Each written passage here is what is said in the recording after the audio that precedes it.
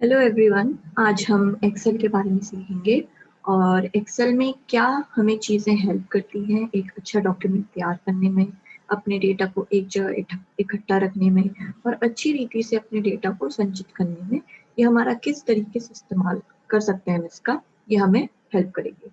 तो हम एक्सेल के बारे में जानेंगे आज के दिन कि एक्सेल क्या है, एक्सेल के कुछ मेन टूल बार्स क्या हैं जिनमें हम अपना डेटा को और अच्छा बना सकते हैं जिसके थ्रू, और एक्सेल का महत्व क्या है ये भी हम आज सीखेंगे। तो मैं आपके सामने अपनी स्क्रीन शेयर करूंगी और आप सब देख पाएंगे कि कैसे हम इस पे काम करेंगे, फिर हम उस पे प्रैक्टिकली भी डिस्कस करेंगे कि कैसे उसको करते हैं।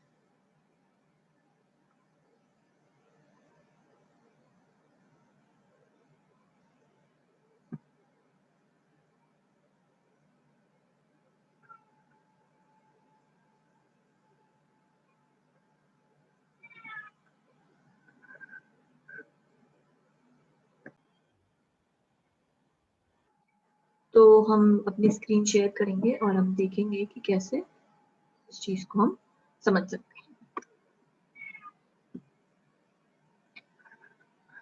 तो मैं हूँ ईरा लाल, डिजीमीट इंडिया की ओर से, और मैं आपको डिजिटल डिस्टेंस ट्यूटर ट्रेनिंग के द्वारा आपको सिखाऊंगी कि कैसे हम एक्सेल का भरपूर इस्तेमाल कर सकते हैं अपने लैपटॉप पे। सबसे पहले हमारे लिए जानना जरूरी है कि एमएस एक्सेल क्या है। एमएस एक्सेल एक तरीके का सॉफ्टवेयर है जो आप कैलकुलेशंस और रिकॉर्ड रखने के लिए इस्तेमाल कर सकते हैं।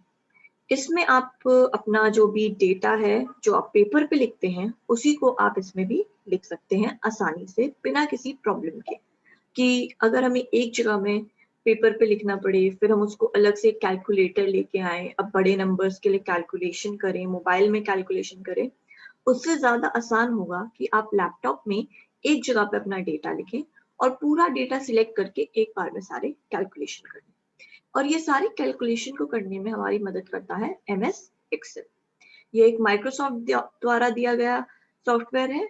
तो आप सभी जानते हैं कि माइक्रोसॉफ्ट एक बहुत ही जानी मानी कंपनी है और इसके द्वारा दिए गए काफी सारे सॉफ्टवेयर हैं जैसे कि वर्ड और पावर पॉइंट, जिसमें कि आप ये अभी देख रहे हैं।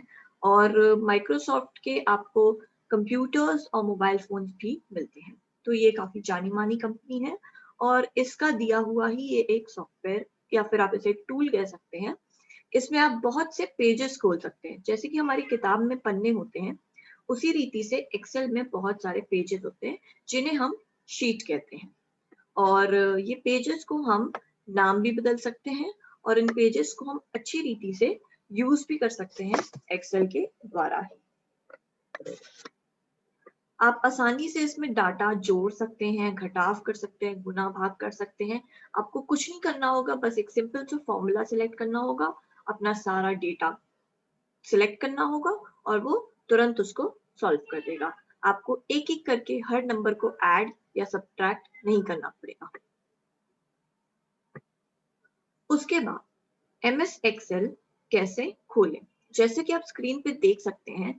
एमएस एक्सेल खोलने का मैंने एक तरीका बताया है, आपके पास दो तरीके और हैं, जिसमें आप जाके स्टार्ट बटन पे, जो पुराने एमएस एक्सेल में ज्यादातर काम करता है, स्टार्ट बटन पे जाके एम सर्च करेंगे और एम जैसे आपको ये ई लिखा हुआ दिख रहा है ऐसा एम सर्च करेंगे स्क्रॉल डाउन करके, और माइक्रोसॉफ्ट ऑफिस में जाकर एमएस एक्सेल पे डबल क्लिक करके उसे खोल लेंगे। और अगर आपको ये करने में आसानी नहीं होती है तो आपके लिए और भी आसान है कि आप टाइप हियर टू सर्च। अभी ये हमारे टास्क बार में नीचे ब्लैक पट्टी पे ही दिखने लगा है, लेकिन पहले जब हम स्टार्ट खोलते थे तब सर्च का ऑप्शन आता था। तो अगर आपका पुराना सिस्टम होगा तो आप स्टार्ट पे जाके सर्च पे क्लिक करके उधर पे एक्सेल लिखेंगे तो एमएस एक्सेल आपके सामने आ जाएगा। और जब आप वो आपके सामने आ जाएगा आप उसे डबल क्लिक करें और वो उसको आप सिलेक्ट करके अपने उसमें डाल लें। जब आप डबल क्लिक करके एमएस एक्सेल को सिलेक्ट करते हैं तब आपके सामने जो न्यू डॉक्यूमेंट होता है वो कुछ इस प्रकार दिखाई देता है, जिसको हम अभी और विस्तार से समझेंगे। हमें आज के लिए ये जानना जरूरी है कि जो एमएस एक्सेल का ये ऊपर की हरी पट्टी है इसको हम कहते हैं title bar. Title bar title से आप समझ गए होंगे किसी बुक का टाइटल या किसी बुक की हेडिंग, तो ये भी हमारी किताब की तरह है, तो इसका भी एक टाइटल होगा।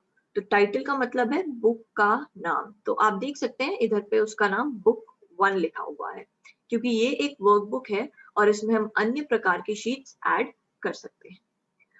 उधर से फिर आप ऊपर अपना खुद का नाम भी देख पाएंगे। अगर आपका एक माइक्रोसॉफ्ट का रजिस्टर्ड अकाउंट रहेगा तो आप यहाँ से डॉक्यूमेंट को बंद, छोटा, बड़ा और सेव, अंडू ये सब जरूर कर सकते हैं। ये बहुत आसान हो जाता है। उसके नीचे आता है आपका रिबन, या आप इसे कह सकते हैं टूल बार। टूल बार के अंदर जो मेन्यूज होते हैं, मेन्यूज में आपके रिबन आते हैं। हर एक अलग रिबन है। ये क्लिपबोर्ड अलग है, फॉन्ट अलग है, अलाइनमेंट अलग है। हर एक का एक अलग इस्तेमाल होता है, जिसे हम और विस्तार से समझेंगे अभी। फिर फाइल मेन्यू में क्या क्या होता है? आपने जैसा कि पिछले स्लाइड में देखा कि ऊपर हमारे पास कितने सारे ऑप्शन है, file, home, insert, draw, page layout और भी अन्य। उसके अंदर क्या है ये अब हम अपने नेक्स्ट स्लाइड में देखेंगे। तो पहला ऑप्शन था हमारा फाइल। फाइल मेन्यू में क्या क्या होता है? फाइल मेन्यू से आप कोई भी नया डॉक्यूमेंट खोल सकते हैं एक्सेल में, या कोई भी पुराना डॉक्यूमेंट जो आपके पास है उसको आप खोल सकते हैं। जैसे कि आप देख रहे हैं, जब आपने फाइल पे क्लिक किया तो आपके सामने सबसे पहले क्या आया? होम। होम में आपको वो सबसे पहले ग्रीट कर रहा है और वो आपके सामने बता रहे हैं न्यू ब्लैंक वर्कबुक खोलने के लिए। अगर आप अपना एक्सेल बिल्कुल न्यू न्यू ओपन करेंगे तो सबसे पहली स्क्रीन आपको यही दिखाई देगी।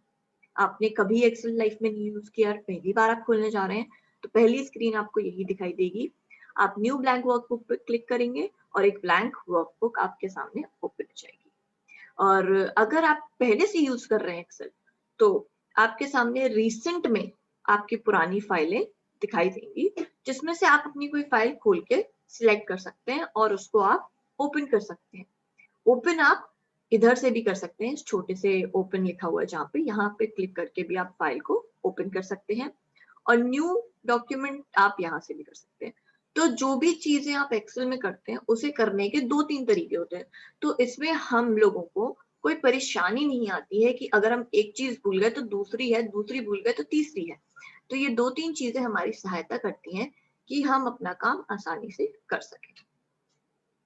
उसके बाद इन्फो में आप अपने डॉक्यूमेंट को प्रोटेक्ट कर सकते हैं। प्रोटेक्ट का मतलब क्या होता है? आप अपने लैपटॉप पे पासवर्ड लगाते हैं, उसी रीति से आप एक्सेल में अपना डॉक्यूमेंट को पासवर्ड लगा सकते हैं। अगर आप ना चाहते हो कि आपका डॉक्यूमेंट किसी और के हाथ लगे, या फिर इसमें कुछ ऐसा डेटा है क्रिटिकल जो आप चाहते हैं कि सिर्फ जिस बंदे के लिए लिखा है उसी बंदे को मिले और किसी और के हाथ लग जाए तो वो इसे खोल ना पाए, तो इसमें आप पासवर्ड लगा सकते हैं। और ये पासवर्ड अगर आप दूसरे बंदे को बता देंगे तो वो इसे खोल पाएगा, परंतु जो बंदा इस पासवर्ड को नहीं जानता होगा वो इस फाइल को कभी खोल के नहीं देख पाएगा। उसके बाद आता है हमारा save. Save as PDF. Save आपका डॉक्यूमेंट जो बुक 1 के नाम से खुला है वो बुक 1 से ही सेव होगा। और सेव एज का मतलब है जो आप अलग नाम से सेव करना चाहते हो। जब आप सेव एज पे क्लिक करते हैं तो आपके पास ब्राउज का ऑप्शन आता है।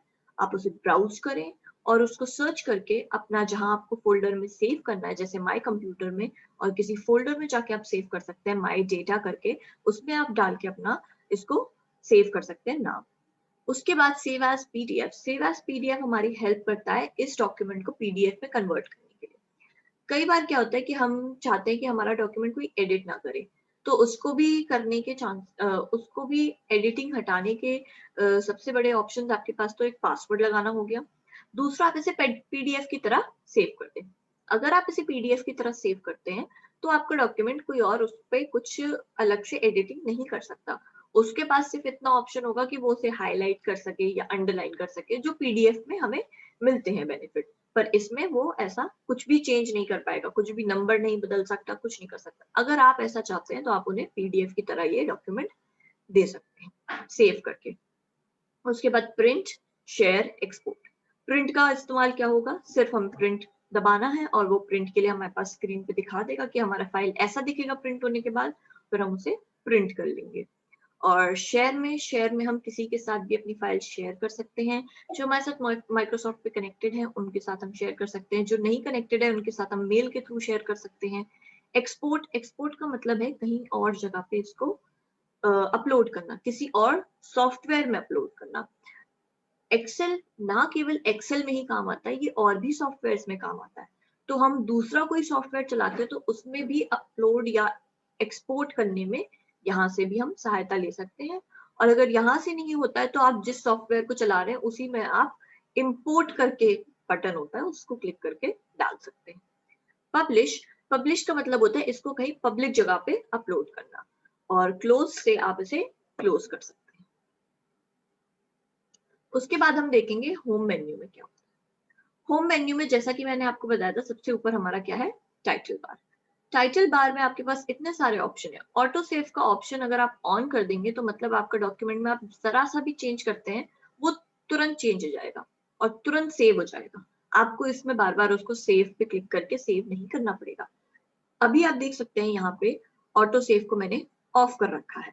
अगर मैं इसे ऑन कर देती हूँ तो मैं अपने डॉक्यूमेंट में ए का बी और बी का एम लिख दूंगी तो भी ये तुरंत सेव कर लेगा बिना किसी मेरे कमांड के।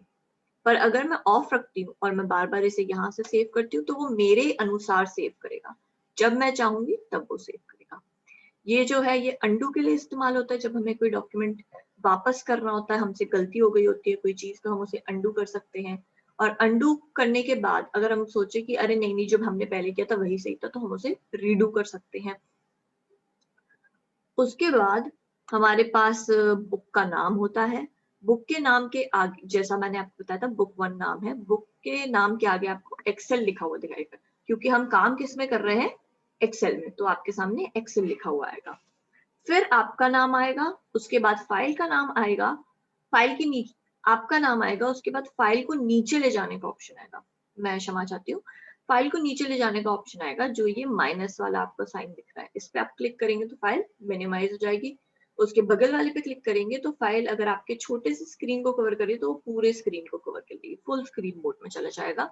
और कट पे क्लिक करके आपकी फाइल बंद हो जाएगी।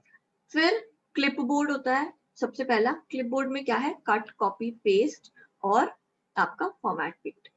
कट कॉपी पेस्ट मतलब आपके पास कोई डेटा है जिसे आप कट करके कहीं और पेस्ट करना चाहते हैं या कॉपी करके कहीं और दोबारा से पेस्ट करना चाहते हैं, तो उसमें भी आपकी हेल्प करता है। और फॉर्मेट प्रिंटर आपका डेटा जो आपने एक जगह फॉर्मेटिंग करी है वो अगली जगह भी वही फॉर्मेटिंग करने के लिए आप इसका इस्तेमाल कर सकते हैं। इनके शॉर्टकट कीज हैं, कट का की है control C, control X, copy का है कंट्रोल सी और पेस्ट का है कंट्रोल बी। तो ये जो छोटे छोटे शॉर्टकट कीज हैं वो आप इन्हें नोट डाउन कर सकते हैं, तो आप इन्हें याद रख सकते हैं। और अगर आपको ये याद नहीं रहते तो फिर आपके बिल्कुल आंखों के सामने होम मेन्यू के अंदर आपको ये ऑप्शंस मिलते हैं कट कॉपी पेस्ट के। फिर है आपके पास फॉन्ट का ऑप्शन। फॉन्ट में आप किसी भी शब्द का फॉन्ट या रंग बदल सकते हैं। इसमें बस आपको एक नई चीज मिलेगी, वो है आपका बॉर्डर। बॉर्डर सिलेक्ट करना पड़ता है हमें एक्सेल में, ताकि जब हम प्रिंट करें तो वो लाइंस हमें दिखाई दे। जो हमारे एक्सेल में लाइनें होती हैं वो हमें नहीं दिखती हैं जब हम प्रिंट करते हैं। तो यहाँ पे हम जब टेबल बनाएंगे तो टेबल में इस पे क्लिक करके हम ऑल बॉर्डर सिलेक्ट करेंगे तो पूरी टेबल में अपना एक खंड खंड बन के आ जाएगा। बड़े ए पे क्लिक करते हैं तो 11 से 12 हो जाता है ये नंबर। और अगर हम छोटे ए पे क्लिक करते हैं तो 11 से 10 हो जाएगा, मतलब कम हो जाएगा एक नंबर और एक नंबर ज्यादा। और अगर आप एक नंबर का फर्क नहीं चाहते हैं, आप तुरंत 15-16 चेंज करना चाहते हैं, तो आप यहाँ पे टाइप करके चेंज कर सकते हैं। फिर आता है आपका अलाइनमेंट। अलाइनमेंट का मतलब है एक जगह पे टेक्स्ट को किस रीति से सेट करना है, ये आप वहां पे डिसाइड कर सकते हैं। जैसे कि होम मेन्यू में क्या है जो लिखा है, ये सेंटर में आ रहा है, ये मेरी सहायता इसको यहाँ लाने के लिए इन्हीं टूल्स ने करी है। होम मेन्यू को सेंटर में रखने के लिए मैंने ये वाला और ये वाला सिलेक्ट किया था, तो वो बिल्कुल मेरे पीपीटी के बिल्कुल सेंटर में है। और जो डेटा मेरा लेफ्ट और राइट में है वो आप देख सकते हैं, ये जो है यहाँ पे बॉक्स, इसको मैंने यहाँ इस पे क्लिक किया तो वो इस तरफ था। और अगर मुझे कोई शब्द बॉक्स के कोने में करना होता तो मैं इसको क्लिक करती। आप उसका डिजाइन देख के समझ सकते हैं कि शब्द कहाँ से। अगर शब्द को लेफ्ट से शुरू करना है, मतलब बाईं तरफ से, तो आप यहाँ से उसको क्लिक कर सकते हैं। और अगर आपको दाईं तरफ से शुरू करना है तो आप यहाँ पे क्लिक कर सकते हैं। उसके बाद रैप टेक्स्ट और मर्ज इन सेल। रैप टेक्स्ट का मतलब है कि आपका जो शब्द है, अगर कोई लंबा नाम है, आप रैप टेक्स्ट पे क्लिक करेंगे तो वो सेल थोड़ा मोटा हो जाएगा और उसमें वो आ जाएगा। और मर्ज इन सेंटर का है मतलब कि 3-4 सेल एक साथ मर्ज हो जाएंगे और एक पूरा हेडलाइन की तरह तैयार हो जाएंगे। जनरल में आप चेंज कर सकते हैं अगर आपको अपना डेट, टाइम ये सब चेंज करना है, और वो लोग और वो आपकी सहायता करता है करेंसी, मनी, इन सब चीजों को भी चेंज करने में। जैसे आप यहाँ डॉलर का सिंबल देख रहे हैं, आप 0.00 जो पैसे का है अमाउंट वो आप रखना चाहते हैं कि नहीं, तो वो आप इसको डिसाइड कर सकते हैं कि पॉइंट कितने पैसे, कितने हद तक हम जाना है पॉइंट के बाद, तो वो आप यहाँ पे डिसाइड, अगर आप ये वाला एरो डिसाइड करेंगे तो वो लेफ्ट में जाएगा, ये करेंगे तो थोड़ा आगे बढ़ेगा। कंडीशनल फॉर्मेटिंग ये हम आज सीखेंगे। कंडीशनल फॉर्मेटिंग हम तब इस्तेमाल करते हैं जब हम अपने डेटा को एक रंग देना चाहते हैं कि ये अच्छा है या बुरा है। जब हम ऑप्शन देते हैं लोगों को कि आप यहाँ से सिलेक्ट करेंगे और ये सिलेक्ट करेंगे, आंसर सही आएगा तो हाँ हरा हो गया, आंसर गलत होगा तो लाल हो गया, तो ऐसे करके हम उसे बता सकते हैं और इससे दूसरे को भी समझने में आसानी होती है क्या सही और क्या गलत है। तो हमने अगर प्रॉफिट बताना है या लॉस बताना है तो हम इन कलर्स का इस्तेमाल यहाँ से कर सकते हैं, क्योंकि हम यहाँ पे कंडीशन देंगे कि अगर ऐसा तो ये वाला रंग, और अगर ऐसा तो ये वाला रंग, तो यहाँ से हम इसे कर सकते हैं। फिर आते हैं हमारे सेल्स, जिसमें हम इंसर्ट, डिलीट और फॉर्मेट कर सकते हैं। इंसर्ट मतलब सेल को लाना, डिलीट मतलब सेल को हटा देना, और फॉर्मेट हमारा थोड़े बहुत चेंजेस एक्स्ट्रा करने। फिर यहाँ पे आपका मेन जो इस पूरे बॉक्स में जो आपका मेन फिल्टर है, वो मेन जो आपके दो आइकन है वो है A to Z sort and filter और find and select. A to Z sort and filter का काम है कि आप किसी को अल्फाबेटिकल ऑर्डर में उसको लिख सकते हैं। जैसे कि आपने जल्दीबाजी में नाम लिख दिए पर आपको ऑर्डर में नहीं लिखे आपने उसको, तो आप उस पर क्लिक कर देंगे तो A to Z मतलब ABCD जो ऑर्डर है उसमें वो सिलेक्ट हो जाएगा। जैसे जिसका नाम A से आता है फिर B फिर C से, ऐसे ऑर्डर में सिलेक्ट हो जाएगा। फाइंड एंड सिलेक्ट, आपकी कोई गलती हो जाती है, आपको सर्च करना है कि अरे मैंने उसके नाम के M के जगह Y लिख दिया, तो मैं Y सर्च करके उसको M में बदल सकती हूँ, तो वो जल्दी जल्दी मुझे सर्च करके बताएगा पूरे डॉक्यूमेंट को रीड करके, तो मुझे बार बार एक एक सेल में जाके चेक नहीं करना पड़ेगा, ये मेरे लिए आसान हो जाता है। और फॉर्मूलाज में भी थोड़ा बहुत हेल्प कर देता है, जैसे हम फॉर्मूला डालते हैं तो फॉर्मूला को इजीली करना या कुछ भी इसमें नया चीज डालना, इसमें हमारी ये हेल्प करता है। उसके बाद formula bar, cell address, rows and columns, ये चीज हमारे लिए जानना बहुत जरूरी है, क्योंकि जब हम फॉर्मूला लिखेंगे तो हम फॉर्मूला में सेल एड्रेस ही लिखेंगे। ठीक है, पहला जो है हमारा है सेल एड्रेस। सेल एड्रेस मतलब जहां पे हमारा इस वक्त जो हमने सिलेक्ट कर रखा है बॉक्स, उसका सेल का एड्रेस क्या है। हमारे घर का पता कैसे पता चलता है, हमारे घर के एड्रेस से। तो जब हम A1 नंबर सेल पे क्लिक करते हैं तो हमारे सामने उसका सेल एड्रेस क्या आ रहा है, A1, A कॉलम और 1 रो, और इधर पे है ये आपका फॉर्मूला बार, जो फॉर्मूला जिसमें आप फॉर्मूला लिख सकते हैं, और जब आप नाम भी लिखते हैं तो वो भी इसमें दिखाई देता है।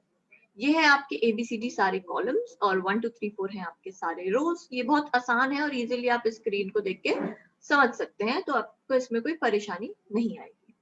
और ये जो आप बक्से देख रहे हैं छोटे छोटे ढेर सारे खंड, ये आपके सेल्स कहलाते हैं। जब आप ये पहली बार स्क्रीन में देखेंगे तो आप जब इन पे क्लिक करेंगे तो आप समझ जाएंगे कि क्या किस चीज का क्या इस्तेमाल है, और आपको इसमें परेशानी नहीं आएगी। ये छोटे छोटे डब्बे आपको अपना काम करने में आसानी देते हैं। अगली चीज है हमारा sheet name, scroll and zoom in and out. तो शीट नेम हमारा कहाँ से बदल सकता है, यहाँ पे जो शीट 1 लिखा हुआ है हम डबल क्लिक करेंगे और हम वहां पे अपनी शीट का नाम बदल देंगे। फिर हम प्लस को दबा के शीट में नया एडिशन कर सकते हैं। उसके बाद आपके फाइल, मान लीजिए आपने यहाँ पे कुछ लिखा, आपको कोई चीज हिडन लिखनी है, तो आप स्क्रॉल करके आगे जा सकते हैं। जो बंदा नहीं चाहेगा स्क्रॉल करना वो आगे जाके आप उसमें हाइड कर सकते हैं और उधर पे रख सकते हैं फाइल को, ताकि कोई देखे ना उसे। तो स्क्रॉल करके आगे जा सकते हैं। अगर किसी ने आपको ये फाइल भेजी तो आप इसे स्क्रॉल करके आगे करके देख सकते हैं अगर आपको देखना है। और ये स्क्रॉल अप एंड डाउन का भी ऑप्शन हमारे सामने आता है, ताकि हम ऊपर नीचे करके भी देख सके। जैसे आप नॉर्मल एक वेबसाइट अगर खोलते हैं तो उसमें आप देखते हैं, तो ये सब चीजें तो बहुत बेसिक होती हैं। इसमें आपको बस एक और चीज मिलेगी जो है जूम इन और zoom out. Zoom in zoom out हम क्यों इस्तेमाल करते हैं, जब कोई चीज बहुत छोटी लिखी होती है और हमें थोड़ा बड़ा देखना है उसको, तो हम ये प्लस बटन पे क्लिक करेंगे और थोड़ा बड़ा होता जाएगा। और अगर आपको प्लस का इस्तेमाल नहीं करता है तो आप इस डब्बे को दबा के लेफ्ट राइट मूव कर सकते हैं। और जब आप इसे हिलाते हैं लेफ्ट और राइट में तो ये आपको छोटा बड़ा करके दिखाता है।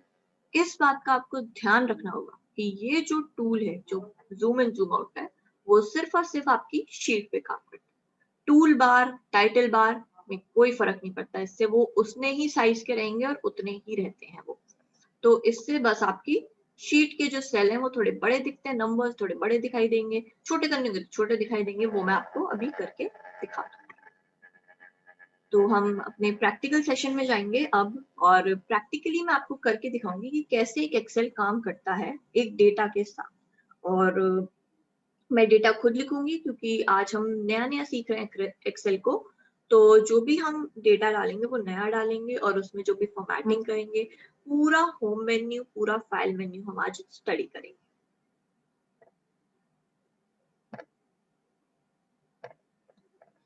तो हम अपने एक्सेल में जाते हैं।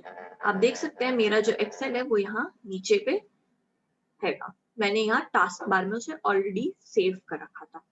पर अगर मुझे वहां से नहीं करना है, जैसा कि मैंने आपको बताया है कि हम सर्च में जाके टाइप हियर टू सर्च करके उसको कर सकते हैं अपने सिस्टम में अपलोड। तो यहाँ पे टाइप हियर टू सर्च में हम डालेंगे एक्सेल, और ये हमारे स्क्रीन पे एक्सेल को दिखा देगा।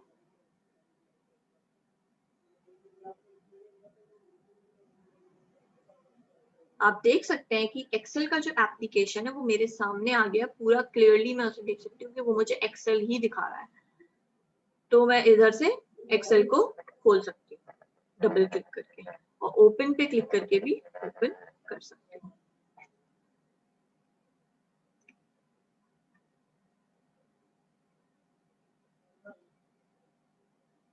हमारा एक्सेल फाइल खुलने जा रहा है, तो हम थोड़ा सा वेट करेंगे, इसको हम मिनिमाइज कर देंगे।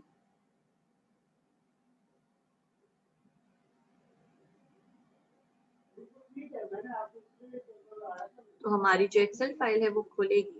अभी तक हमने ये सीखा है कि एक्सेल में क्या बेसिक चीजें होती हैं। आज के लिए हम सिर्फ बेसिक चीजें सीखेंगे, क्योंकि कई लोग हैं आप में से जो एक्सेल नहीं चलाना जानते और आपने कभी लैपटॉप पे एक्सेल खोला भी नहीं है। और कई लोग होंगे जिन्होंने एक्सेल देखा है, समझा है, इस्तेमाल किया है।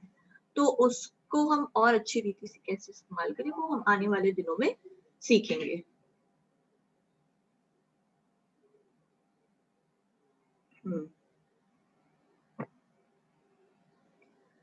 ये आप देख सकते हैं, जो मैंने आपको बताया था, जब आप नया नया एक्सेल खोलते हैं तो आपकी स्क्रीन ऐसी दिखाई देती है।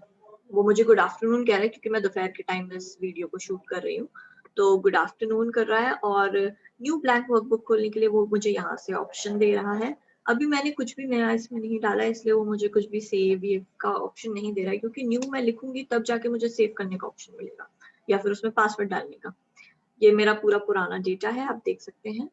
और मैं न्यू डॉक्यूमेंट को यहाँ से भी खोल सकती हूँ, जैसे कि आप देख सकते हैं न्यू डॉक्यूमेंट के लिए। और ओपन करने के लिए मैं यहाँ पे क्लिक करके भी उसको ओपन कर सकती हूँ ब्राउज पे जाके, जैसा मैंने आपको बताया था हम आने वाले दिनों में बिल्कुल करेंगे। तो अभी हम बिल्कुल नया डॉक्यूमेंट खोलने वाले हैं। होम में आप तो यहाँ एक जगह पे न्यू ब्लैंक वर्कबुक कर सकते हैं क्लिक, या फिर आप न्यू में जाके इस ब्लैंक वर्कबुक को सिलेक्ट करके ओपन कर सकते हैं। तो ये हमारा न्यू ब्लैंक वर्कबुक हो गया, हमारे सामने खुल गया है। यहाँ आप देख सकते हैं हमारी फाइल का नाम, और मेरा जो सिस्टम पे एक्चुअली ये है पूरा सारा डिटेल आपके सामने है। जो हम पढ़ रहे थे, जैसा हमने देखा था कि कैसा हमारा दिखेगा एक्सेल फर्स्ट पेज, बिल्कुल वैसा ही दिख रहा है। आपको इसमें कुछ भी अलग नहीं दिखेगा, कुछ भी डिफरेंट नहीं दिखेगा। तो अब हम, जब हमने ये डॉक्यूमेंट खोल लिया है, तो अब हम पहले होम मेन्यू को देख लेते हैं, उसके बाद हम फाइल मेन्यू में जाएंगे थोड़ी और डिटेल में समझने के लिए। आप देख सकते हैं, जैसा कि मैंने आपको बताया था, सेल एड्रेस, यहाँ पे आप A1 देख रहे हैं, तो A कॉलम का फर्स्ट सेल सिलेक्टेड है, तो ये A1 है। और ये C3 है, ये F6, F2, ऐसे ही करके आप किसी भी सेल पे क्लिक करेंगे तो आपको वो एड्रेस बता देगा। ये हमारे ABCD जो होते हैं वो सारे हमारे क्या होते हैं, कॉलम्स। इन्हें हम क्या कहते हैं, कॉलम, जो ऊपर से नीचे आ रहे हैं। और जो 1 2 3 4 हैं, जो लेफ्ट टू राइट जा रहे हैं, बाएं से दाएं, वो है हमारे रोज। तो कॉलम्स हम देख सकते हैं, Z के बाद AA, AB, AC ऐसे करके आता है, जैसे कि आप जानते हैं ABCD कैसे रहती है। और 1 2 3 4 के बाद काफी नीचे तक आपके बहुत सारे इसमें सेल्स होते हैं, कम से कम 15,000 कुछ तो रहते ही हैं, और इनसे आप बहुत आसानी से अपना काम कर सकते हो। तो आप एक शीट में बहुत सारा डेटा डाल सकते हो, पर हम क्योंकि एक शीट में कूड़ा कचरा नहीं करना चाहते, हम 2-3 शीट और खोल सकते हैं वर्कबुक में, क्योंकि एक फाइल में जब आप ढेर सारा डेटा डाल सकते हो तो क्या ही प्रॉब्लम है कि आप इसको एक जगह पे करो। हम यहाँ पे शीट का नाम बदलेंगे, जो हमने देखा था शीट का नाम कैसे चेंज करते हैं, डबल क्लिक करके यहाँ पे शीट का नाम डाल देंगे। हमें अपने शीट का नाम डेटा रखना है, ठीक है। अब मैं वहां से शुरू नहीं करना चाहती, ये मेरा पर्सनल चॉइस है, आप चाहें तो यहाँ से शुरू कर सकते हैं।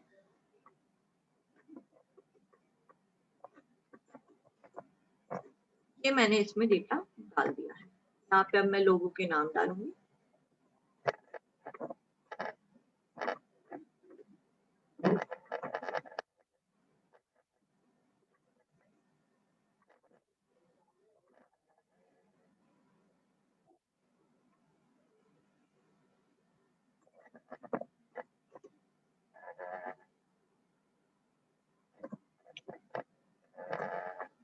तो ये मैंने कुछ नाम डाल दिए, आप देख सकते हैं।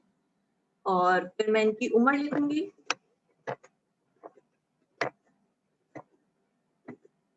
तो ये मैंने सबकी उम्र लिख दी है। अब जो हम चीजें देख रहे थे हम उन्हें समझेंगे और करेंगे। कट कॉपी पेस्ट, सबसे पहला ये पूरा डेटा हम सिलेक्ट करेंगे, कट पे क्लिक करेंगे, शॉर्टकट की क्या है कंट्रोल एक्स, आप देख सकते हो लिखा हुआ आ रहा है कंट्रोल एक्स। कट पे क्लिक करेंगे, जहां भी आपको पेस्ट करना है, न्यू शीट में भी अगर आप पेस्ट करना चाहते हैं प्लस करेंगे और न्यू शीट में आप इसे पेस्ट कर देंगे कंट्रोल V करके।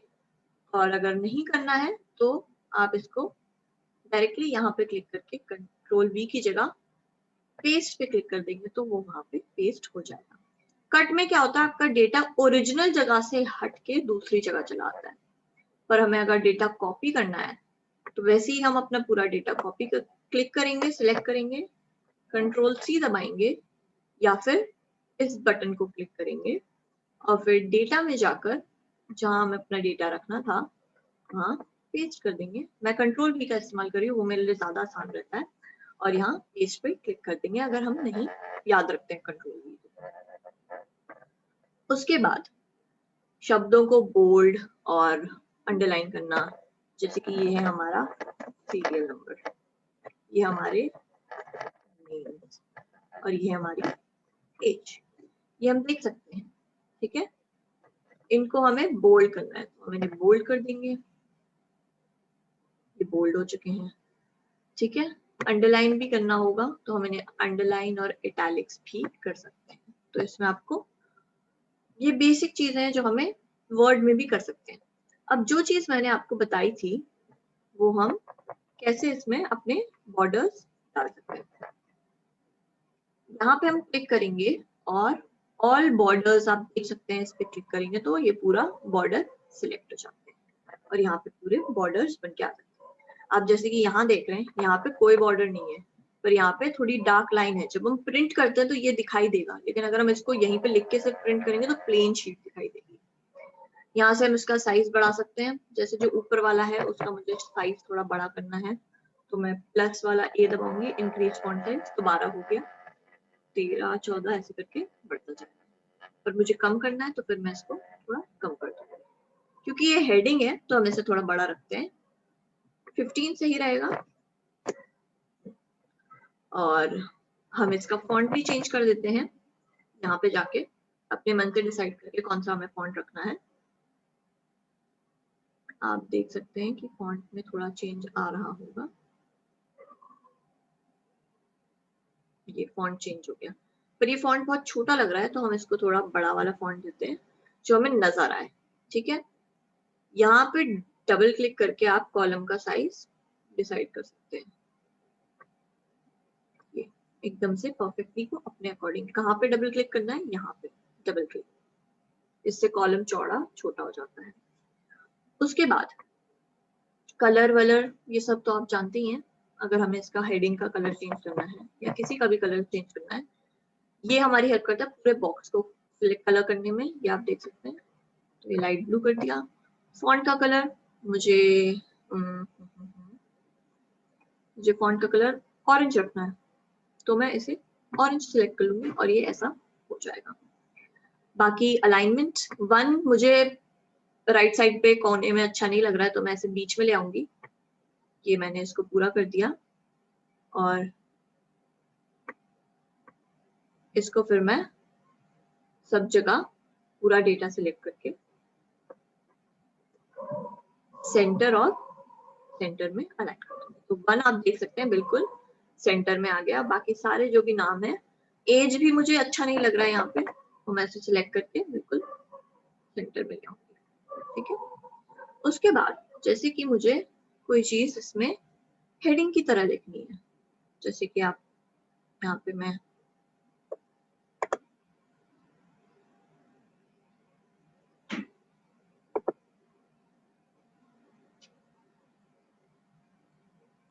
यहाँ पे मैं कुछ लिखती हूँ, जैसे कि नेम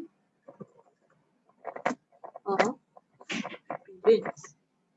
ठीक है। अब आप देख सकते हैं कि नेम ऑफ स्टूडेंट्स पूरा वो एक सेल को काट के आगे बढ़ रहा है, तो हमें ये ना चाहिए है, क्योंकि इसको हम क्या करेंगे, सिलेक्ट करेंगे 3 को एक पूरी टेबल के ऊपर, क्या करेंगे, मर्ज एंड सेंटर। तो सारी लाइंस हट जाएंगी, वो मर्ज हो जाएगा, एक लाइन में आ जाएगा। इसको आप सिलेक्ट करेंगे, इस पे आप कौन से बॉर्डर लगा देंगे, आउटसाइड बॉर्डर्स। हमें बीच में कोई बॉर्डर नहीं चाहिए उसका, आउटसाइड बॉर्डर, तो थिक आउटसाइड बॉर्डर। तो ये हेडिंग की तरह तैयार हो जाएगा। एक सेकेंड।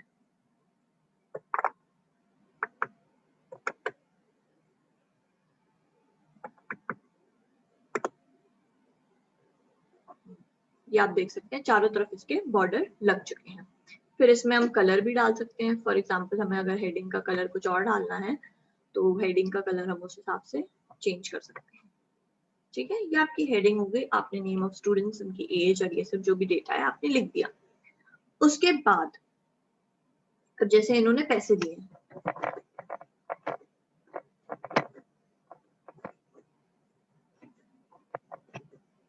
इन्होंने ये पैसे दिए, ये क्या है हमारा,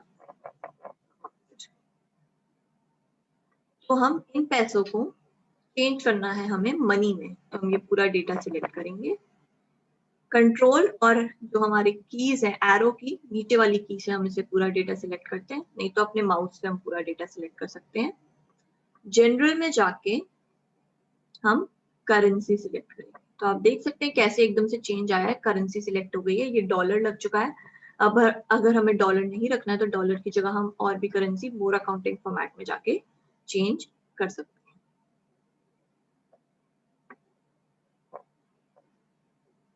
सिंबल में आपको इंडियन रुपी चाहिए है, तो आप यहाँ नीचे जाएंगे, इंडियन रुपी होना चाहिए।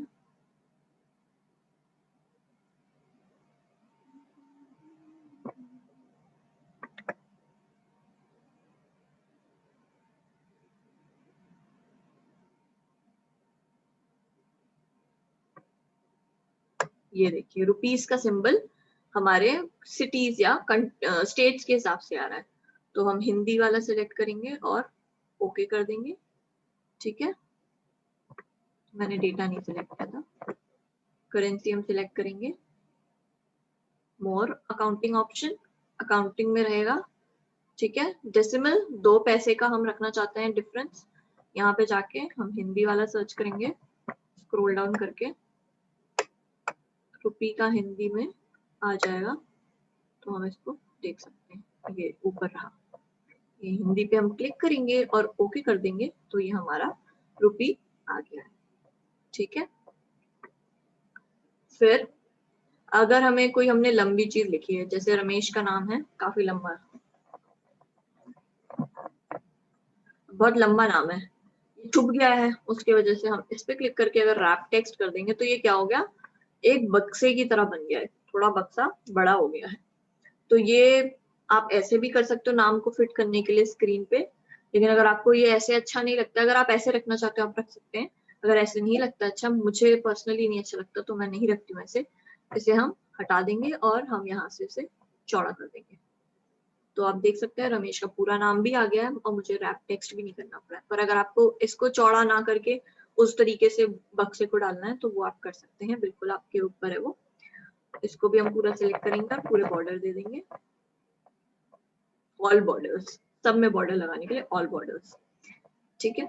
उसके बाद हम देखेंगे कंडीशनल फॉर्मेटिंग। कंडीशनल फॉर्मेटिंग में क्या होता है, हम यहाँ पे सेट कर सकते हैं कलर किसी चीज का। हाईलाइट सेल रूल्स, इसमें क्या है, greater than, less than, between, equal to, text that contains a date occurring, या कुछ भी एक्स्ट्रा चीज। तो ग्रेटर देन में हम यहाँ पे क्लिक कर सकते हैं, अमाउंट हम डालेंगे ग्रेटर देन 50, 150, ग्रेटर देन 150 है तो ग्रीन होगा, ओके। तो ये हमारा सिलेक्ट हो जाएगा। और अगर लेस देन 150 है तो रेड होगा। तो ये क्यों ये 150 को रेड करें, क्योंकि ये 150 लोअर वैल्यू में ही सिलेक्ट होता है, ठीक है। अब हम यहाँ पे फॉर्मेट पे इंटर करने का कोशिश करते हैं।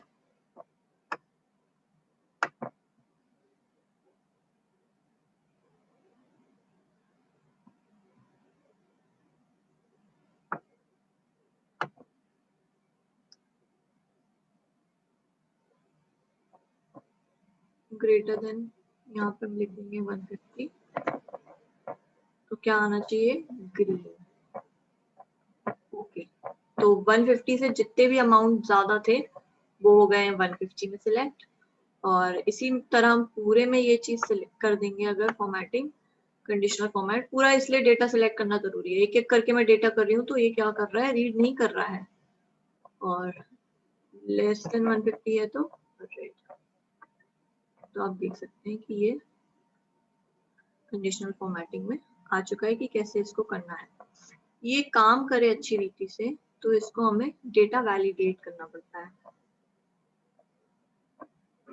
अब आया है इसमें, एक एक करके मुझे करना पड़ रहा है सेल को। तो यहाँ आप देख सकते हैं जिसने 150 रुपए दिया उसके में लाल आ रहा है, जिसने 200 दिए हैं वो हरा आ रहा है। तो ये आप कंडीशन डाल के कर सकते हैं, लेस देन, ग्रेटर देन, ठीक है।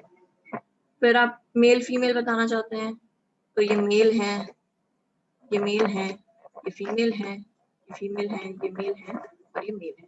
आप इन्हें कलर देना चाहते हैं तो आप ये पूरा डेटा सिलेक्ट कर सकते हैं, कंडीशनल फॉर्मेटिंग में जा सकते हैं, हाईलाइट कर सकते हैं, text that contain, text that contain मतलब किसी जगह पे क्या है। एम है तो हम ब्लू कलर डाल देते हैं या फिर कोई और कलर डाल देते हैं, येलो डाल देते हैं। ओके कर देंगे तो सारे एम येलो हो जाएंगे। और अगर मैं एफ के लिए अलग कलर सिलेक्ट करना है, इसी तरह हम पूरा डेटा सिलेक्ट करेंगे और कंडीशनल फॉर्मेट करेंगे, highlight cell rules, text that contains F, और हमें एफ के लिए कौन सा कलर चाहिए, लाइट रेड से, तो ये एफ के लिए रेड हो गया और एम के लिए ऑरेंज हो गया। तो आप इससे फर्क बता सकते हैं, आराम से आप डिजाइन कर सकते हैं अपनी टेबल को और आपको आसानी होगी ये करने में। उसके बाद अगर हमें कोई सेल डिलीट करना है, इंसर्ट करना है तो यहाँ पे हम इंसर्ट कर देंगे, आ जाएगा। डिलीट करना है तो डिलीट हो जाएगा। उसके बाद अगर आपको ये ऑर्डर में लिखना है, सही ऑर्डर में, मैंने क्या बताया था कि हम क्या करेंगे, सॉर्ट एंड फिल्टर में जाके ए टू जेड पे क्लिक करेंगे और ये एक्सपैंड सिलेक्शन सॉर्ट कर देंगे और देख सकते हैं आप करेक्ट ऑर्डर में आ गया, ज्योतिका कमला ABCD के ऑर्डर में सही ऑर्डर में आ गया। उसके बाद आप इसको सेव करेंगे अपनी पूरी फाइल। हमने हर एक चीज का इस्तेमाल देख लिया है, नाम लिखा है तो नाम आ रहा है फॉर्मूला बार में, नंबर लिखा है तो नंबर आ रहा है, स्क्रॉल बार का हमने इस्तेमाल देख लिया। एक बार हम जूम इन जूम आउट देख लेंगे और फिर हम इसे खत्म करेंगे। अगर मैं जूम इन कर देती हूँ, आप देख सकते हैं स्क्रीन मेरी बड़ी हो गई, ऊपर का सब सेम है, छोटा कर दूंगी तो ये और छोटा हो जाएगा। तो हम इसे ऐसा साइज रखते हैं जो हमारी आंखों को नॉर्मल लगे और ज्यादा हमें प्रेशर भी ना देना पड़े अपनी आंखों। अब हम इसको सेव कर देंगे। अगर हम इसे सेव करेंगे तो ये बुक 1 से ही सेव होगा, इसका नाम चेंज नहीं होगा। हम इसे जहाँ सेव करना चाहते हैं सेव कर सकते हैं। और सेव एज, अभी क्योंकि ये नया फाइल है तो हम इसे सेव एज कर रहे हैं, फाइल का नाम डालेंगे, ठीक है, डे 1। और ये मैंने कहा 5-डे कोर्स में सेव किया है तो ये यहाँ पे मैं सेव कर दूंगी और इसमें यहाँ पे ऊपर देखिए आप नेम चेंज हो गया है। अब हम इस फाइल को कर देखेंगे, यहाँ से कट करके बंद कर दिया हमने फाइल। हम अपने फोल्डर में गए,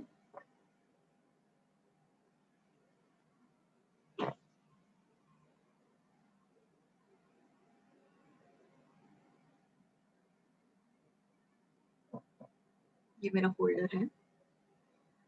5 डे कोर्स में आप देख सकते हैं डे 1 से ये सेव हो गया।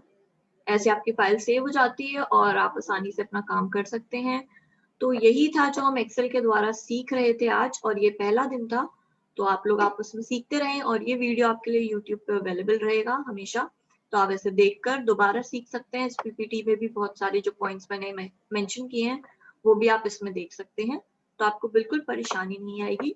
धन्यवाद हमारे साथ जुड़ने के लिए, और मैं आशा करती हूँ कि आपका ये एक्सेल सीखने का सफर बहुत ही रोमांचक रहे। Thank you.